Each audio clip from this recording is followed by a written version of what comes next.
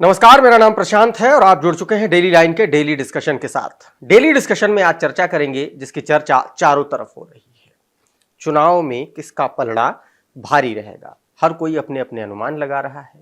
इन्हीं अनुमानों पर आधारित आज का हमारा एक डिस्कशन है कि क्या भारतीय जनता पार्टी कहां तक पहुंचेगी, इंडिया अलायंस कहां तक उसको टक्कर दे पाने की स्थिति में है। अभी तक जो चुनाव हो गए 57 सीटों पर 7वें फेज में चुनाव होना है 1 तारीख को, यानी कि 2 दिन बाद वहां पर चुनाव होने 57 सीटों पर। उत्तर प्रदेश की 13 सीटों पर मतदान होना है आखिरी चरण में, और उसके बाद यानी कि जैसे ही वोटिंग खत्म होगी एग्जिट पोल्स आने शुरू हो जाएंगे और एक झिलमिल सी तस्वीर समझ में आने लगी कि क्या कुछ होने जा रहा है, लेकिन इसको भी फाइनल नहीं माना जाना चाहिए। इसी पर बातचीत करेंगे कि क्या कुछ होने जा रहा है, कौन कितनी सीटें लेकर के आ रहा है, उसी के इर्द गिर्द आज का ये डिस्कशन। हमारे साथ ही हमारे सहयोगी अभिषेक पांडे जी हमारे साथ मौजूद हैं। अभिषेक जी, बहुत बहुत स्वागत है एक नए डिस्कशन में।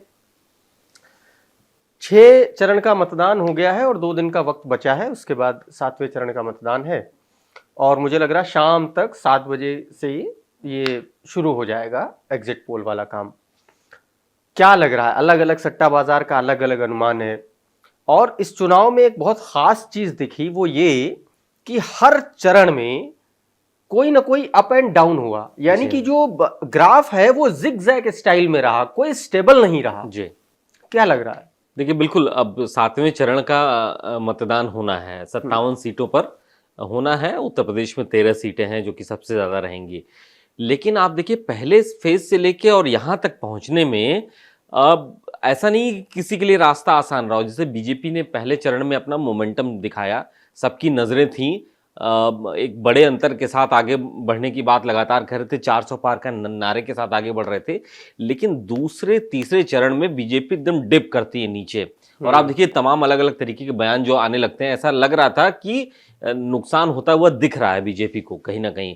और इंडिया अलायंस ने बड़े अच्छा अपना कैंपेन आगे बढ़ाया। लेकिन चौथे और 5वें चरण में बीजेपी ने मोमेंटम शिफ्ट किया और बीजेपी अपने फिर से पैटर्न पे। और मुझे लगता है कि बीजेपी की जो जैसे आरएसएस कहा था कि आरएसएस का पूरा सहयोग मिलना शुरू हुआ, वो चौथे चरण से है। दूसरे तीसरे चरण में तमाम तरीके की हाइपोथेसिस हैं, तमाम है कि भाई आरएसएस के लोग, भाजपा कार्यकर्ता ठंडे पड़ गए थे, 400 का नारा था, लोगों को लग रहा था कि भाई खुद ही सरकार बन जाएगी, लोगों का पूरा सहयोग जनता खुद कर रही है, लेकिन ऐसा था नहीं।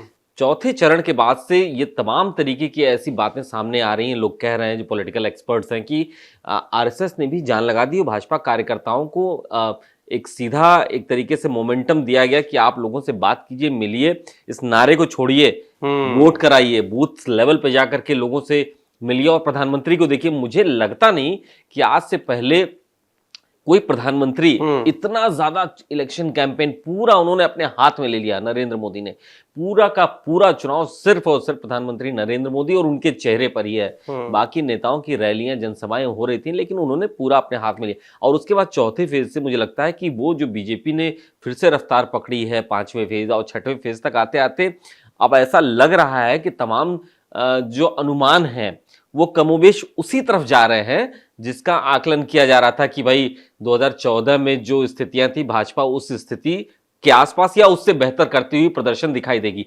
370 और 400 तो फिर भी तमाम जो सटोरिये हैं, सट्टा बाजार वाले हैं, तमाम पॉलिटिकल एक्सपर्ट्स हैं, उनका भी कहना है कि ये तो असंभव जैसी स्थिति है फिलहाल आज के माहौल में। लेकिन बीजेपी के लोगों से अगर पूछिए तो वो इस चीज को नकार नहीं रहे हैं, लेकिन अंदर खाने उनको भी पता है कि ये 370 और 400 अचीव कर पाना बेहद मुश्किल काम है। और वो भी तब जब आप नॉर्थ इंडिया में सभी राज्यों में लगभग आपने पूरा क्लीन स्वीप किया है, दक्षिण में आप अपना वोट प्रतिशत बढ़ा रहे हैं, सीटों में कितना कन्वर्ट होगा ये कह पाना अभी भी संभव नहीं है। तमाम सारे लोगों से बातचीत मैं भी कर रहा हूं और मेरा जो लोगों से बातचीत करके पता चला, तो एक बहुत मशहूर सोशल साइंटिस्ट है, मैं उनको देख रहा था, उनकी रिसर्च में देख रहा था, तो वो ये बताने की कोशिश कर रहे थे कि इलेक्शन का इस बार का ग्रामर क्या है, किस व्याकरण के इर्द गिर्द ये पूरा चुनाव लड़ा गया। क्या कैंडिडेट के इर्द गिर्द लड़ा गया, या पार्टी के इर्द गिर्द लड़ा गया, या प्रधानमंत्री के फेस के इर्द गिर्द लड़ा गया। समझ में ये आ रहा है कि प्रधानमंत्री के इर्द गिर्द ज्यादातर चुनाव 80% ऑफ द सीट्स बीजेपी जहां कंटेस्ट कर रही है या एनडीए कंटेस्ट कर रहा है वो पीएम के फेस के इर्द गिर्द हैं और वर्तमान जो सरकार है उसके इर्द गिर्द हैं, यानी कि वहां पर कैंडिडेचर मायने नहीं रखता। अगर ये स्थिति है तो क्या स्थिति बनेगी बीजेपी की या सरकार की? क्या पलट के वापस आ रहे हैं उतनी ही ताकत से या कुछ स्थिति कमजोर हो रही है? आपका क्या आकलन है ग्राउंड का? देखिए, हर फेज में जाकर के सबको चौंकाने वाले नतीजे मिले हैं। हाँ। सबके आइडियाज बदले हैं। लेकिन अभी अगर हम देखें 6 फेज के जो चुनाव हो चुके हैं, 2 दिन और बचा है, जो लाइन ऑफ एक्शन सभी पॉलिटिकल पार्टीज का है और जो बयान जिस दिशा में जा रहे हैं इतनी गर्मी के बावजूद, अब जिस तरीके से कैंपेन चल रहा है, ऐसा लग रहा है कि बीजेपी ने अपना वो मोमेंटम पा लिया है कि जहां पर वो सोच रहे थे। आप सोचिए, ये कहा जा रहा है ना कि कांटे की लड़ाई। मसलन मान लीजिए उत्तर प्रदेश पे 20 से 22 सीटें हैं जहां कांटे की लड़ाई ठीक है। बाकी सीटों पर बीजेपी कंफर्टेबल विन करती हुई दिख रही है। अब लेकिन सवाल ये है कि ये कांटा क्या बीजेपी निकाल पा रही है कि नहीं निकाल पा रही है? अब ये जो कांटे की लड़ाई है प्रशांत जी, अब इसमें यह है कि इस कांटे की लड़ाई में भाजपा भी जीत सकती है और विपक्षी पार्टियां भी जीत सकती हैं। ये कांटे की लड़ाई वोटों में अंतर कितना रहता है? अगर मान लीजिए किसी मसलन एक कोई भी लोकसभा सीट ले लीजिए जहां पे 25-30 हजार वोट से कोई चुनाव आगे पीछे हो रहा है। 25-30 हजार लोकसभा वोट जो है लोकसभा में मायने नहीं रखते। अगर शुरुआती चरणों में गिनती चल रही है तो वो किसी भी तरफ पलट सकता है। यही कांटे की लड़ाई है। जीत तो 1 वोट की भी होती है और जीत आप 5 लाख वोट से भी कीजिए, लेकिन ये जो कांटे की लड़ाई है ये वही सीटें हैं जहां पे मार्जिन बहुत कम होगा। इसी तरह देश में जितनी मैक्सिमम सीटें जहां इंडिया गठबंधन ठीक फाइट दे रहा है वो कांटे की लड़ाई है, वहां पे कम मार्जिन जो होगा, मार्जिन तय करेगा कि भाई कांटे की लड़ाई का अंतर कितना है, कितनी सीटों कितने वोट से आप जीत रहे हैं। एक तरफा लैंडस्लाइड विक्ट्री नहीं हो रही है। बस यही कांटे की लड़ाई आज भी सभी मतदाताओं, सभी न्यूज चैनल्स, सभी पॉलिटिकल एक्सपर्ट्स के बीच में क्वेश्चन मार्क बना है कि कितनी सीटें एनडीए और कितनी सीटें इंडिया गठबंधन। एनडीए की बात हर कोई कर रहा है, बीजेपी की बात कर रहा है, कितनी सीटें कांग्रेस की बात करते हैं क्योंकि इंडिया अलायंस में सबसे बड़ा दल है। मेरे ख्याल से 50 से 52 सीटें अभी कांग्रेस की हैं 2019 में जो वो जीत के आए। और सबसे इंटरेस्टिंग एक फैक्ट, एक फिगर ये है कि 30 सीटें ऐसी थीं कांग्रेस की 2019 में जहां पर 1% के मार्जिन से वो सीटें कांग्रेस ने लूज कर दी थी, 30 सीटें। उस हिसाब से क्या आपको लगता है कि इस बार कांग्रेस की टैली में थोड़ा बहुत इजाफा होगा क्योंकि कई राज्यों में सरकारों में आई है और थोड़ा सा मोमेंटम भी बना है खासतौर पर मुस्लिम्स को लेकर के कांग्रेस में, तो इस बार क्या 70, 75, 80 का आंकड़ा छू सकती है आप कांग्रेस? बिल्कुल वही कह रहे हैं जो मुंबई के कुछ जो सटोरिये हैं उन्होंने बिल्कुल सटीक आंकलन किया है पिछले 3 चुनावों के साथ। और कांग्रेस का जो पिछले 3 चुनाव का रिजल्ट रहा है और अभी के उसको देखते हुए कि लगभग 70 से 80 के बीच में कांग्रेस इस 6वें चरण में, इससे पहले अगर देखा जाए पहले चरण में इन्हीं जो बुकीज की तरफ से कहा जा रहा था कि 40 से 50 के बीच में रहेंगी। बीजेपी 350 के करीब जा रही है, लेकिन 2 चरणों में इधर शिफ्ट होता है। फिर इधर जो दिखाई दे रहा है कि कांग्रेस 70 से 80 के बीच में दिख रही है। अभी 1 चरण की मतदान बचा हुआ है।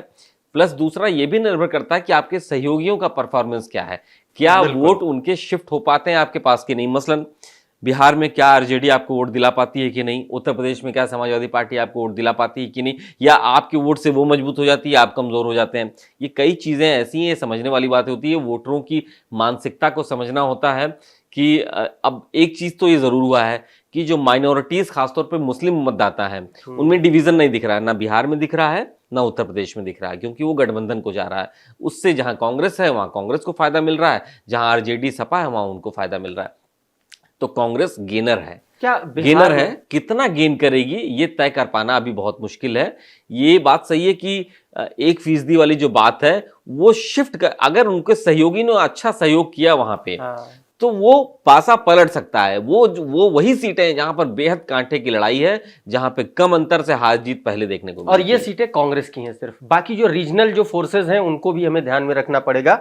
थोड़ा सा स्विंग स्टेट की बात करते हैं क्योंकि कई बार जब आप एनालिस्ट को समझते हैं, देखते हैं, तो ये समझ में आता है कि इस बार बहुत सारे स्टेट ऐसे हैं जो स्विंग स्टेट कहे जा रहे हैं या ये कहा जा रहा है कि इस बार थोड़ा सा मोहभंग हुआ है, या ये कह सकते हैं कि थोड़ा सा वहां पर ऑपोजिशन मजबूत हुआ है। महाराष्ट्र की बात कर लें, जी। बिहार की बात कर लें, इसके अलावा कर्नाटक की बात कर लें हम, हरियाणा है, आपके हरियाणा पास, है, हरियाणा। तेलंगाना है, जी, बिल्कुल। राजस्थान है। क्या ये जो स्विंग स्टेट हैं कुछ मोमेंटम बना पाएंगे, मतलब इंडिया अलायंस की तरफ से कुछ सीटें गेन हो पाने की स्थिति आपको दिख देखिए, रही है वहां पर? विधानसभा चुनावों की स्थिति बिल्कुल अलग थी। वो हमने हाँ। देखा कि कांग्रेस ज्यादा वोट पाकर के भी वो 3 हाँ। राज्यों को हार गई, ज्यादा वोट पाकर के भी। तो ये कोई बहुत बड़ा ये पैमाना नहीं होता है कि आप वोट शेयर अपना बढ़ा लें, लेकिन उस सीटों में कन्वर्ट हो सकता है आपका वोट शेयर बढ़े। जैसे हाँ। भाजपा दक्षिण में वोट शेयर बढ़ा रही है, लेकिन सीटें कितनी मिलेंगी ये अभी तय नहीं है। हाँ। तो ये बात सही है कि राजस्थान है, हरियाणा है, तेलंगाना है, कर्नाटक है, महाराष्ट्र है, बिहार है, और sometimes in Uttar Pradesh also, यहाँ पे वोट शेयर हो सकता है कांग्रेस का बढ़े। आप उत्तर प्रदेश को स्विंग स्टेट मान रहे हैं? मान इसलिए क्योंकि देखिए, कांग्रेस को पता है कि हम 17 सीटों पर लड़ रहे हैं, फोकस हमारा सिर्फ 2 से 3 सीटों पर है, जिस पर हम पूरी ताकत अपनी लगा रहे हैं। 1 सीट की पहले जीतते थे, अगर यहाँ वोट शेयर बढ़ता है, 1 से 2 होता है, 2 से 3 होता है, तो वो गेन है। स्विंग यहाँ पर कांग्रेस के लिए नहीं है, वो क्योंकि वो दूसरों पर निर्भर है। अपने दम पे लड़ते तो हो सकता है कह सकते थे कि आप अपनी विचारधारा, अपनी नीतियों पर आप लोगों को आकर्षित कर पा रहे हैं। कांग्रेस का यहाँ पे अपना कोई आधार नहीं है। बस मेरा ये कहने का मतलब है कि स्विंग स्टेट्स आपके वोट शेयर को बढ़ा सकते हैं। मोमेंटम अगर बढ़ा, चुनाव में लोगों का सहयोग मिला, तो हो सकता है वो सीटों में कन्वर्ट हो जाए। आपने राजस्थान का नाम लिया, आप सोचिए भाजपा भी कुछ दिनों पहले वहां पर विधानसभा चुनाव जीत के आई है, लेकिन आज भाजपा को वहां दिक्कत का सामना करना पड़ रहा है। ये असर है। महाराष्ट्र में सरकार में है बीजेपी, लेकिन वहां उसको दिक्कत का सामना करना पड़ रहा है। बिहार में, ये वो स्टेट्स हैं जहां पर भाजपा सत्ता में है, लेकिन उसको उस लहर का सामना करना पड़ रहा है कि लोगों का जो मानसिकता है, लोगों की जो सोच है, कुछ हद तक आपके खिलाफ जा रही है, और यही स्विंग स्टेट्स हैं जो कांग्रेस को कहीं ना कहीं फायदा पहुंचा रहे हैं। एक चीज और, ये बात हो गई एंटी स्टैब्लिशमेंट या कह लें एंटी इनकम्बेंट जो स्विंग स्टेट हैं। कुछ ऐसे स्टेट हैं जो अपोजिशन के लिए खतरा बन रहे हैं। मसलन आप तमिलनाडु की बात कर लें, साउथ में केरला की बात कर लें, आप तेलंगाना की भी बात कर सकते हैं, क्योंकि तेलंगाना में भी उस चीज की बात हो रही है, उड़ीसा की बात हो रही है, चर्चा हो रही है। इस तरीके के जो स्टेट हैं, क्या ये स्टेट बीजेपी के फेवर में आते हुए दिख रहे हैं? क्या वो जो नंबर्स है वो सीट में कन्वर्ट हो पा रहे हैं कि नहीं? देखिए, भाजपा ने एक अच्छा काम यही किया। इस पूरे चुनाव से ठीक पहले प्रधानमंत्री मोदी ने भी मेहनत की। ओडिशा इनके लिए एक नया ओडिशा एंड बंगाल एक नया प्लेटफॉर्म है। जो नुकसान होगा वो यहाँ से भरपाई होगा। तेलंगाना जहाँ पे कुछ नहीं था, वहाँ पे अपने बंगाल एक बहुत इंपॉर्टेंट स्टेट है। आप केरला आप देख लीजिए, तेलंगाना, हैदराबाद, इन जगहों पे भाजपा ने अपने और अपने सहयोगियों के साथ अपने आप को मजबूत किया है। तो जहाँ पे मुझे लगता है नुकसान हो रहा है, उसकी भरपाई के लिए बीजेपी ने नॉर्थ एंड साउथ में, ईस्ट एंड साउथ में अपने आप को मजबूत किया है। ठीक बात है। तो कुल मिलाकर के 1 तारीख को जब चुनावी रण जो है थमेगा, और उसके बाद जब 4 जून की सुबह से जब सीटें खुलने की शुरुआत होगी, वोटों की गिनती होगी, उस समय यह पता चलेगा कि ये जितने भी सेफोलॉजिस्ट हैं या जो भी आकलन जो लोग कर रहे हैं, या पत्रकार हैं हमारे जैसे, आपके जैसे, वो उनका आकलन किस हद तक सटीक बैठता है, ये ईवीएम में बंद है अभी फिलहाल, लेकिन 4 तारीख को पता चल जाएगा। लेकिन अभी फिलहाल जो ओवरऑल समझ में आ रहा है कि अपर एज में भारतीय जनता पार्टी चल रही है, और यह भी सच है कि वो 400 पार के आंकड़े के आगे ना एनडीए जा रहा है, ना 370 पार के आगे बीजेपी जा रही है। आपका क्या आकलन है? आप हमारे कमेंट बॉक्स में जरूर लिखिए। हमारा ये एनालिसिस, ये वीडियो अगर आपको पसंद आया तो उसको लाइक करिए, इसको शेयर करिए। हमारे प्लेटफॉर्म पर अगर आप नए हैं तो हमारे प्लेटफॉर्म को सब्सक्राइब करिए, फॉलो कर लीजिए। हमारे प्लेटफॉर्म का नाम है डेली लाइन।